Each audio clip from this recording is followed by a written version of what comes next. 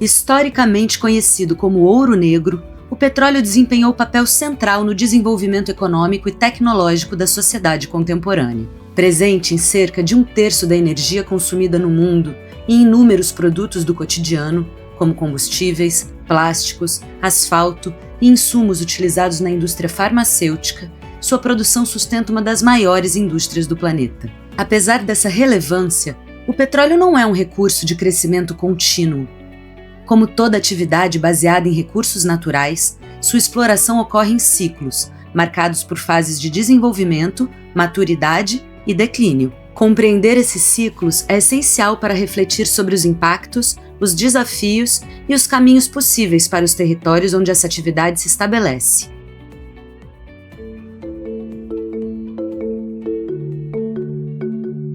O petróleo, no fim, é uma molécula maravilhosa, né? Maravilhosa, que permite transformações em uma cadeia gigantesca de coisas. Então, o uso da molécula petróleo, do plástico, isso tudo deve evoluir numa transformação industrial. Eu imagino que ainda vai seguir por muitas décadas, né?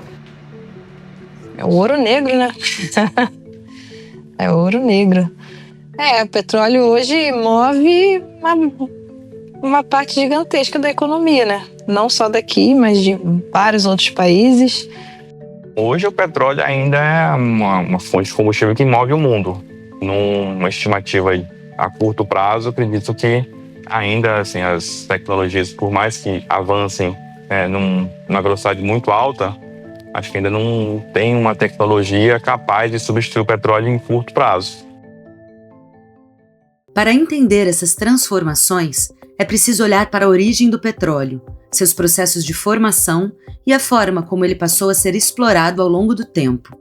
O petróleo se forma ao longo de milhões de anos, a partir da decomposição de restos de plantas e animais que se acumulam no fundo do mar e foram transformados em rochas sedimentares.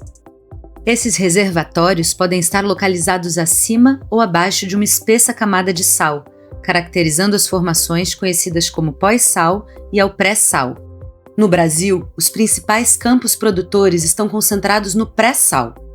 O volume descoberto nessa região posicionou o país entre os maiores produtores de petróleo do mundo.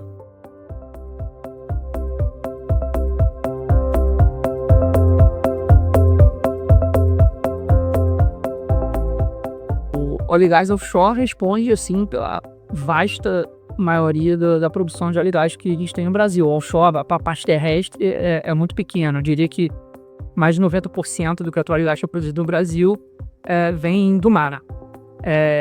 E essa é uma característica que distingue o Brasil, em certa medida, de outros países grandes produtores, como os Estados Unidos, Arábia Saudita, Rússia, onde a produção vem majoritariamente do onshore terrestre, né? E claro que produzir no mar é mais complexo, né? Não é à toa, assim, o petróleo começou a ser produzido em terra, né? Você tem marco ali na Pensilvânia, nos Estados Unidos, acho que no final do século XIX. O mar vem depois, naturalmente, que dirá a produção a mais de 100 quilômetros, quase 200 quilômetros de distância da Terra, como acontece em muitos casos aqui no Brasil. A produção de petróleo não é uma atividade permanente. Cada campo possui um ciclo produtivo, com início, meio e fim, e é esse ciclo que estrutura o ritmo da atividade petrolífera ao longo do tempo. O ciclo inicia-se com a fase de pesquisa geológica e descoberta de reservas, avança para a implantação e operação dos sistemas de produção e, finalmente, chega às etapas de declínio, descomissionamento e encerramento das atividades. Nesse processo, múltiplas disciplinas, como técnicas, ambientais e regulatórias, são mobilizadas para garantir que cada fase ocorra de forma segura e responsável. No Brasil, o Instituto Brasileiro do Meio Ambiente e dos Recursos Naturais Renováveis, o IBAMA, é o órgão federal responsável pelo licenciamento ambiental da exploração e produção de petróleo e gás natural em ambiente marinho. Em todas as fases, desde a prospecção inicial ao descomissionamento final, a atividade petrolífera está sujeita a um processo contínuo de licenciamento, que acompanha e regula cada etapa de sua execução. No Brasil, a produção de petróleo e gás natural acontece em diferentes regiões, em terra e no mar. São bacias com histórias, características e ritmos de produção distintos, que refletem a trajetória da indústria no país, das descobertas mais antigas aos campos em águas profundas e ultraprofundas. Nos últimos anos, o país voltou a registrar investimentos relevantes no setor, impulsionados principalmente pela produção em águas profundas e ultraprofundas, com destaque para o pré-sal como principal polo produtivo nacional. Ao mesmo tempo, campos mais antigos passaram a viver uma nova etapa. Com a mudança do perfil do setor, grandes operadoras reduziram sua atuação em ativos maduros, abrindo espaço para empresas especializadas nesse tipo de campo. Essas empresas adotam novas estratégias técnicas e de gestão para prolongar a vida produtiva dessas áreas. É nesse cenário de diferentes formas e ritmos de produção que se insere a história da produção offshore na Bacia do Espírito Santo. Uma experiência que ajuda a entender os desafios e as oportunidades vividos por regiões onde os campos de petróleo já estão em uma fase mais madura.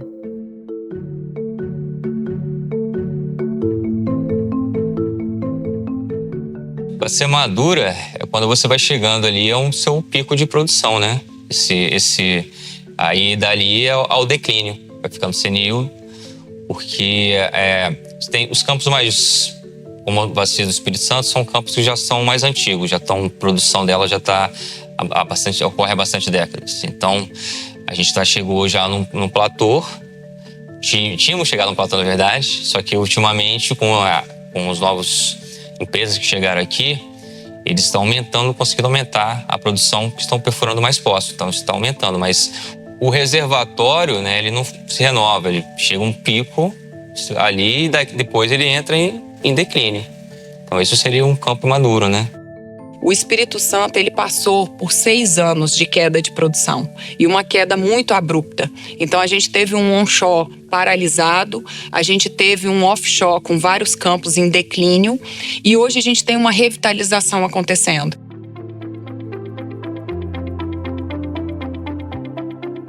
O Espírito Santo possui 2 bacias marítimas produtoras de petróleo, com características distintas.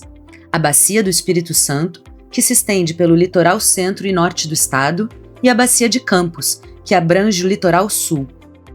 A história da produção de petróleo no estado começou em terra, na Bacia do Espírito Santo. Em 1969, foi perfurado o primeiro poço terrestre, no município de São Mateus. Em 1978, a produção avançou para o mar, com o início das operações no Campo de Cação, também na Bacia do Espírito Santo. Essa bacia se caracteriza por campos mais antigos, em águas rasas, que entraram mais cedo em fase de maturidade e passaram a registrar declínio gradual da produção a partir da década de 2010. Já a Bacia de Campos teve seu desenvolvimento offshore ampliado a partir dos anos 2000, com a descoberta dos campos do pré-sal em sua porção capixaba. Essas descobertas, associadas a operações em águas profundas e a maiores volumes de produção, impulsionaram significativamente a produção do estado. O conjunto das 2 bacias levou o Espírito Santo a atingir seu pico produtivo em 2014. No entanto, enquanto a Bacia do Espírito Santo já apresentava queda na produção desde 2010, a Bacia de Campos passou a registrar a mesma tendência a partir de 2017. Hoje, essa diferença se reflete de forma clara nos volumes produzidos. A Bacia do Espírito Santo responde por cerca de 11% da produção de petróleo no estado, enquanto a Bacia de Campos concentra aproximadamente 89% do total produzido. Essas diferenças se refletem diretamente nos territórios e nos municípios onde a atividade petrolífera está presente. O ser humano está sempre buscando novas fronteiras, né, do conhecimento, da energia. E o Brasil, a corrida para o mar, que hoje o Brasil é muito conhecido internacionalmente por suas atividades offshore, ela começou exatamente no Espírito Santo, no litoral norte do Espírito Santo, na Bacia do Espírito Santo. Em 1968, né, já vão quase 60 anos, foi perfurado o primeiro poço marítimo do Brasil. o petróleo hoje está presente na vida do capixaba.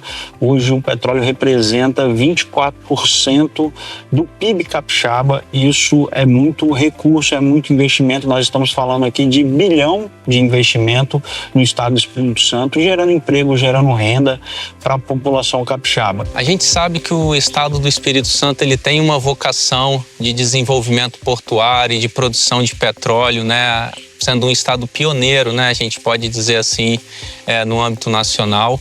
A gente também sabe a relevância que foi o início desse apoio das empresas de petróleo, em particular a Petrobras, para os projetos de conservação ambiental que hoje encontram reconhecimento nacional. Quando o setor de óleo e gás ele vem para o Espírito Santo, ele traz muito desenvolvimento e traz muito desafio. E o que as empresas precisam para se desenvolver é o desafio. Então, ele trouxe uma necessidade da gente ter novas universidades, qualificar mais mão de obra.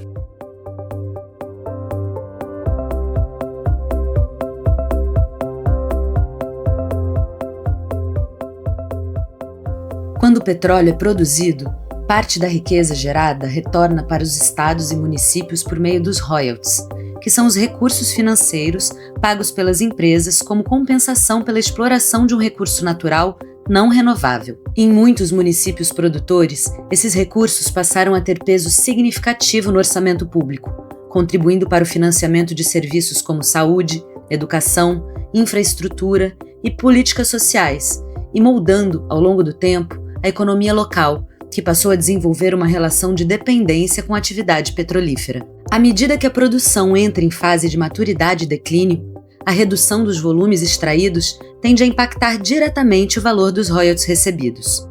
Entre 2018 e 2023, essa diminuição foi observada nos 8 municípios da Bacia do Espírito Santo. Mas os efeitos desse processo não se limitam às finanças públicas.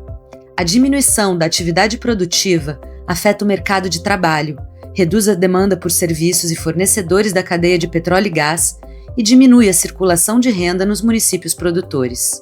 Essas mudanças também se refletem na organização dos territórios e nas dinâmicas sociais das comunidades, que por décadas se estruturaram em torno da indústria do petróleo. Esse processo já deixou marcas concretas no território. Em 2010, um caso emblemático marcou a história da produção de petróleo na Bacia do Espírito Santo: o encerramento das atividades no campo de Cação. O fechamento de poços e a remoção de plataformas sinalizaram um novo momento no ciclo produtivo da região. Diante desse cenário, ampliam-se os desafios para os municípios, que precisam planejar o futuro considerando a diminuição dessa fonte de receita e a necessidade de diversificar suas bases econômicas.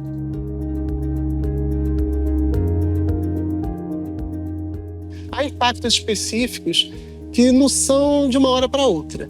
Eles são graduais, que até ocorrer a etapa de descomissionamento, há uma queda constante da produção de petróleo e gás em determinados campos de produção.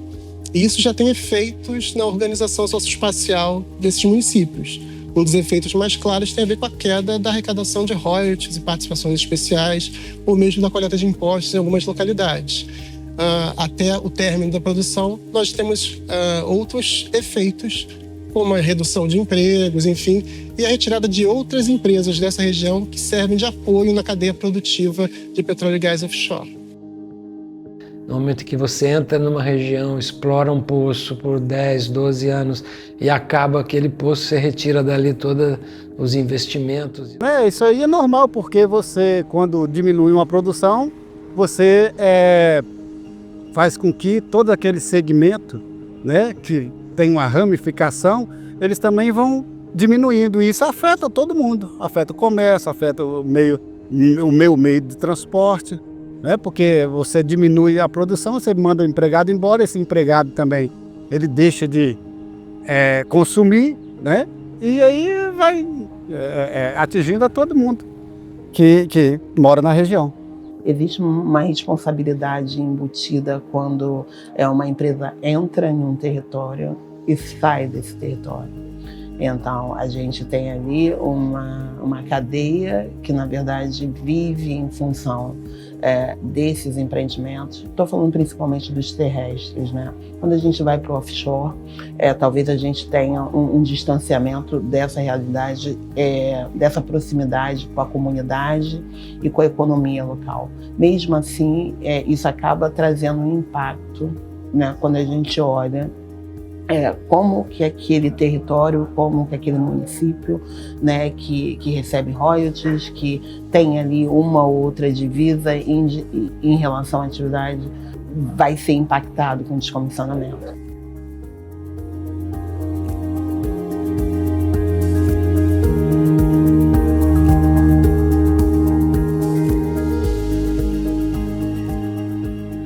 Durante muitos anos, a Petrobras operou os campos de petróleo da Bacia do Espírito Santo.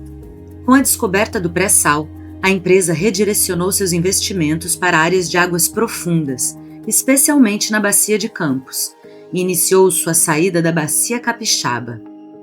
Como parte desse movimento, campos de pós-sal foram vendidos e novas empresas passaram a operar áreas já maduras. Essa mudança amplia, de forma limitada, a vida útil de alguns campos e permite a continuidade temporária da produção, com efeitos positivos sobre empregos, a cadeia produtiva e o recebimento de royalties. No entanto, esse processo possui limites claros. A ausência de novas descobertas relevantes indica que um declínio da produção offshore na Bacia do Espírito Santo se aproxima. Estimativas da Agência Nacional de Petróleo apontam que as atividades podem ser encerradas em até 15 anos. E teve uma mudança que eu acho que foi muito importante aqui no Espírito Santo. A gente tinha a Petrobras como única operadora e hoje a gente já tem uma diversidade de operadores, tanto no onshore como no offshore. E nessa diversificação de operadores, novas necessidades vêm surgindo. Visto que a Petrobras é uma grande operadora e que tem um olhar também estatal muito relevante ali para essa construção de cenário. E hoje a gente tem a BW, a Prio, a Brava Energia, várias outras operadoras que começaram a atuar com necessidades diferentes, com modelos de operação diferentes, e a gente precisa se adaptar e entender essas necessidades para que continuemos a desenvolver o Espírito Santo a partir delas. Todo campo de petróleo, ele tem uma vida útil. O petróleo é um bem finito. A gente sabe que em algum momento ele vai terminar. Então, para a Petrobras produzir talvez 9, 10 mil, 11 mil barris, para ela não seja mais interessante, né? Ela ter todo um trabalho de base de apoio, de voos, de embarcações. Então, para ela ter vários campos produzindo 10, 11 mil barris, não se torna interessante no plano estratégico da Petrobras. Ela prefere focar em campos que dão 100 mil barris, 150 mil barris, 1,5 milhão, 500 metros cúbicos de gás. E já para a BW sim, porque o óleo que a gente tem aqui é um óleo com grau de EPI muito bom, um óleo de boa qualidade. Então, ela produzir 9, 10 mil barris, para ela não é interessante, mas para a BW, sim. Eu acho que se faz importante a BW produzir 10 mil barris, porque tem óleo ainda aí para mais 15, 20 anos de operação. Olhando para o viés de sociedade, eu vejo que um campo que você estaria ali descomissionando, que não seria mais produzido, você passar para uma operadora que tem um compromisso de produzir com segurança, com foco em meio ambiente, com foco em pessoas, eu vejo isso como algo muito bom, não só para o Brasil, como para o Estado principalmente. Aqui eu trabalho aqui a bordo, estou na BW desde maio de 2024, e a maioria das pessoas aqui são de Vitória ou da região do Espírito Santo. A indústria de petróleo e gás, assim como todas as outras indústrias, tem um papel importantíssimo para a nossa sociedade, né? Então a gente vê que de 2012 para cá nós tivemos oscilações ali como se fosse uma montanha-russa, né? A indústria deu uma enfraquecida, a gente teve uma parada no mercado e agora a gente está tendo essa retomada que a gente enxerga a quantidade de pessoas, a movimentação de passageiros, a quantidade de empresas que hoje atuam aqui no aeroporto, que aumentou, quantidade de aeronaves. Então a gente percebe que o mercado está aquecido e que movimenta a economia também do Espírito Santo. E a importância para o setor, para a região do setor offshore, envolve não só nós que trabalhamos aqui dentro, como toda a região, né? Porque o trabalhador, ele vem para embarcar, ele utiliza um hotel, ele utiliza um restaurante, ele utiliza um táxi para vir até o aeroporto. Na hora que ele chega no aeroporto, geralmente ele vai tomar um café esperando o embarque dele, às vezes, dependendo do horário, ele vai almoçar. Então, isso gera abrange uma variedade de comércio, não só diretamente quem atende offshore, outros setores ao redor também que se beneficiam com isso. Nós somos fornecedores de equipamentos, né? Então a gente entra num projeto no momento em que tem uma expansão, seja uma nova plataforma com todo o sistema novo ou novos poços, alteração em poços existentes, né? Então, nesse sentido, a questão do desinvestimento, ela acabou trazendo novas operadoras, novos players aí para o mercado que assumiram essas plataformas e começaram a investir em melhorar, em aumentar a produção, fazer novos poços ou fazer revamp de poços existentes. Também trouxeram algumas técnicas de recuperação avançada, né, de óleo. Então, acredito que foi muito positivo para a indústria como um todo e especificamente aqui para a Prysmian, nós estamos ativos em diversos projetos dessa forma, né? Alguns dos maiores projetos que a gente tem trabalhado aí nos últimos anos são realmente de ou revitalização ou de implementação aí de novos campos por parte dessas operadoras independentes. Você tendo a economicidade, novos projetos, produção chegando e tendo extensão da vida dos equipamentos, você consegue levar o campo até o seu limite produtivo. Isso é extremamente importante para a economia, porque você vê um ativo que seria abandonado em 2023, a gente está falando em estender por mais 20 anos, até 2042. Agora, para a Bacia do Espírito Santo, efetivamente, por meio de novas descobertas, né? E ao lado de Peroá, Canguá, existe um campo Malombe, que esse é um campo que está em estudo, fica a 20 quilômetros de distância, e esse é um exemplo de um incremento ou de um prolongamento da vida útil das instalações de Peroá, através da interligação desse projeto. Então, hoje a Brava trabalha e olha para esse projeto, né, como um upside de produção, né, e é aí que vai de encontro para a questão regional, quando a gente olha para o estado do Espírito Santo, né, de uma permanência ali, de um prolongamento, né, em termos de segurança energética, de entrega de energia e o gás para a região. Acho que a entrada dessas empresas menores e essa mudança no perfil da produção dos campos maduros, ela vem sim a estender e a aumentar a eficiência energética desses campos. Ela é super positiva, ela gera na cadeia de valor empregos diretos e indiretos, ela qualifica fornecedores, mas é claro que aquela bacia ela é finita, então eu acho que o importante é que esse diálogo da finitude, né, exista para que justamente a indústria consiga até participar como um vetor de expansão, de motivação e de criação de novas oportunidades na área de energia para que novas atividades econômicas se restabeleçam. No início dos anos 2000, a Bacia do Espírito Santo viveu seu auge exploratório, com até 10 poços perfurados em um único ano. A partir de 2015, esse cenário começou a mudar. As atividades exploratórias perderam força e, em 2016, praticamente cessaram. Desde então, poucos poços foram perfurados, sem resultados significativos, e nenhum novo campo marítimo foi arrematado nos leilões da ANP. Mais recentemente, a partir de 2021, observam-se sinais tímidos de retomada, ainda muito distantes dos níveis do passado. Diante desse cenário, o futuro da Bacia do Espírito Santo precisa ser pensado também para além do ciclo produtivo do petróleo.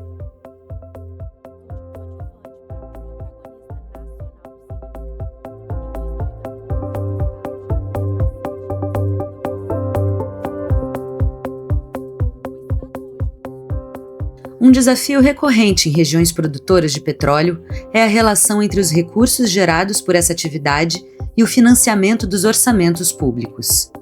Trata-se de uma fonte significativa de receita, disponível por um período limitado, que pode contribuir para a construção de alternativas duradouras de desenvolvimento econômico e social quando direcionada de forma estratégica. Em contextos em que essa transição não é plenamente planejada, o encerramento da produção pode trazer desafios econômicos e sociais para os territórios. É importante que as autoridades, os países tenham uma estratégia de diversificação da economia para não ficar dependendo, né, do petróleo e gás quase que exclusivamente como base de receita, uma fonte de receita.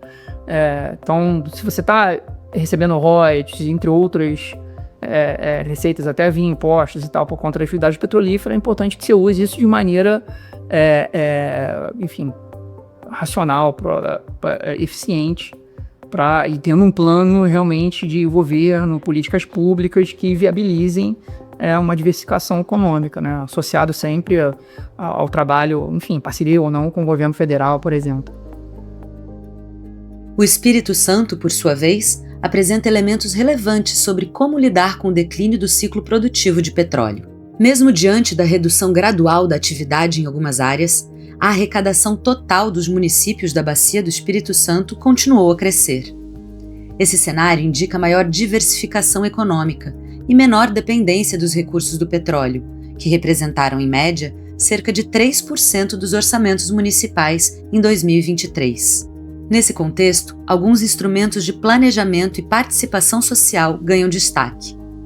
Entre eles, o Fundo Soberano do Espírito Santo, o FUNCES, instituído em 2019 como uma estratégia de Estado para lidar com a natureza temporária da renda do petróleo. O FUNCES foi criado com o objetivo de transformar parte dos recursos provenientes da exploração petrolífera em um patrimônio de longo prazo, capaz de gerar benefícios mesmo após o encerramento do ciclo produtivo. A lógica do fundo é simples: evitar que uma riqueza temporária seja consumida integralmente no presente, sem deixar resultados duradouros para as futuras gerações. Essa estrutura busca garantir que os royalties do petróleo sejam convertidos em um legado permanente de desenvolvimento, inovação e segurança econômica. E o Estado ele foi pioneiro nessa construção desse fundo soberano. Hoje a gente já tem o Estado trabalhando para mostrar para alguns municípios, principalmente os que recebem mais royalties, a como fazer, criar essa estrutura de projeto para ele receber o recurso e utilizar de uma forma mais planejada, para que realmente você tenha efetividade no desenvolvimento social. O Fundo Soberano ele surge como uma necessidade de organizar melhor esse recebimento de recursos a partir do óleo e gás. E se entendendo esse cenário de mudanças, esse cuidado que a gente tem que ter cada vez mais intenso com o meio ambiente, esse Fundo Soberano ele surge para organizar como serão os investimentos para integrar outras fontes, para desenvolver tecnologias necessárias para que a gente tenha aí novas atividades acontecendo com impacto menor e atividades um pouco mais sustentáveis, cada vez mais sustentáveis. Em nível local, instrumentos de participação social também cumprem papel fundamental. O Conselho Municipal de Petróleo e Gás de Aracruz é um exemplo de espaço participativo que reúne poder público e sociedade civil para discutir e decidir sobre a aplicação dos recursos provenientes do petróleo, conectando planejamento, controle social e realidade territorial.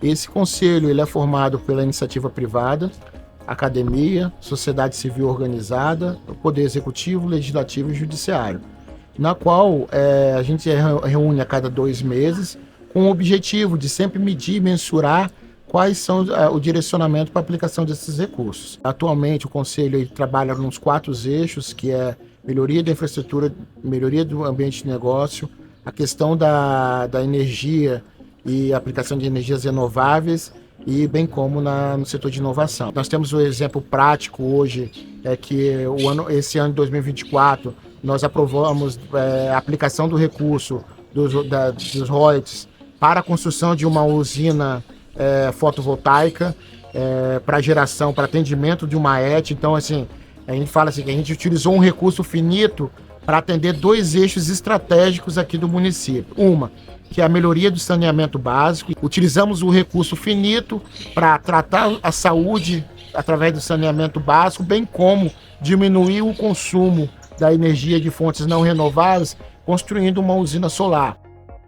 A participação social é o fio que costura o futuro coletivo. Quando a sociedade participa das decisões sobre os recursos do petróleo, não escolhe apenas onde investir, mas define que tipo de desenvolvimento quer construir nos territórios. Conselhos, fóruns e espaços de diálogo público são instrumentos essenciais para que diferentes vozes sejam ouvidas e para que decisões mais justas, transparentes e sustentáveis possam emergir. Mas exercer esse papel não é simples. Os desafios passam pelo acesso à informação, pela capacidade de incidência no planejamento público e, sobretudo, pelas escolhas orçamentárias ligadas à produção de petróleo. Decidir o destino dos royalties e das participações especiais é um ponto central nesse debate, porque essas escolhas moldam o presente e o futuro das comunidades. Sem a presença ativa da sociedade, cresce o risco de repetir modelos baseados na concentração de poder, na dependência econômica e na reprodução de desigualdades. O Brasil se aproxima de um século de exploração de petróleo. Em diferentes trechos do litoral, os sinais das bacias maduras já são uma realidade. Falar sobre essas experiências é essencial para compreender os legados deixados nos territórios e para planejar os próximos passos. O fim de um ciclo produtivo pode marcar o início de uma nova fase. Uma fase baseada na participação social, no uso consciente dos recursos e na construção de alternativas econômicas capazes de fortalecer as comunidades costeiras. Há necessidade de você ter medidas mitigadoras quando você tem um processo, porque você tem que passar a ter um planejamento participativo, você tem que pensar no monitoramento desse processo em relação à sustentabilidade ambiental e você tem que entender como a comunidade vai preservar, naquele momento, as oportunidades de emprego, como é que ela vai preservar a situação econômica com que ela vive, como é que ela vai reequilibrar a sua estrutura social e como é que ela vai recompor a sua estrutura ambiental. Espero que nesse futuro o diálogo seja cada vez melhor, que a gente possa olhar de forma clara, de forma democrática, os diferentes atores envolvidos, os impactos negativos e positivos e que realmente a gente encontre um caminho que leve em consideração esses diferentes riscos, essas diferentes oportunidades. Eu costumo dizer, o diálogo nunca é demais, conversar, entender. Então, aonde eu falo, ninguém sabe tudo, que não tem algo a aprender. E ninguém não sabe nada, que não tem algo a ensinar. Então, a gente tem esse sonho que os nossos governantes passam dialogar mais com a gente, assim como eles dialogam com a empresa, que eles dialoguem com a gente também.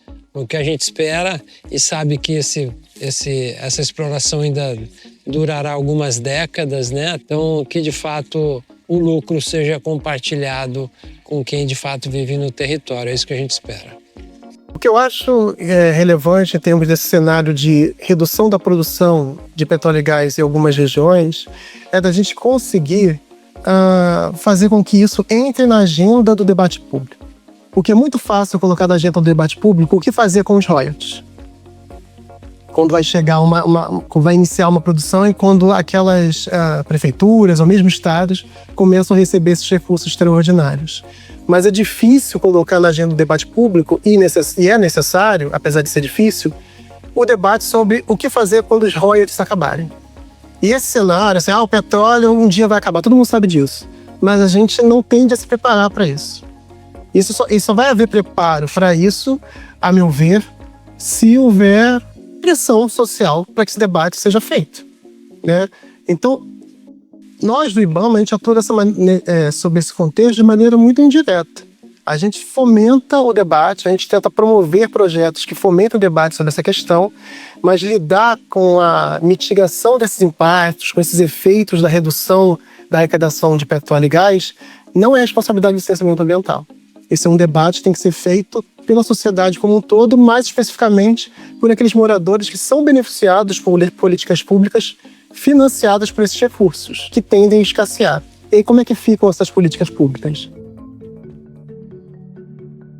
A história contada aqui é a da Bacia do Espírito Santo, mas ela dialoga com realidades presentes em diferentes trechos do litoral brasileiro. Seja em municípios que já vivenciam a maturação das bacias, seja naqueles que ainda atravessam ciclos de expansão, as experiências compartilhadas reforçam a importância do planejamento de longo prazo, da participação social e do uso responsável dos recursos públicos. Mais do que encerrar um ciclo produtivo, trata-se de preparar os territórios para novos caminhos de desenvolvimento. Horizontes construídos de forma coletiva, gradual e sustentável. Os horizontes existem e somos nós que os traçamos.